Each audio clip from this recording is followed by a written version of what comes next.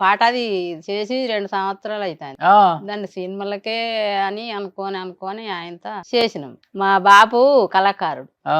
అయితే బాపు చిన్నగున్నప్పుడు ఇగ అప్పుడు నాకేం తెలుసు. ఆ! అయన్నీ పట్టించుకోకు మనకచ్చునాయి. అయితే బాయిల నాటి పెద్దలు బాయిల బంగారాలు ఏంటి మా ఊళ్ళే మా పుట్టినూళ్ళే గడీలున్నాయి. మంచి పెద్ద పెద్ద ధనాత్తులు పటేన్‌లయినే, దొరలయినే. ఇక దన్నాటు దొంగల భయానికి భూములల్ల పాతి పెట్టుకునుడు, బాయిలల్ల అది అట్లా జరిగిందట. మా బాపు ఒక్కనాడు ఆ మాట అయితే మా అవ్వ ఒక పాట పాడింది. హ్మ్. బాయిలోనే బల్లి అంతే.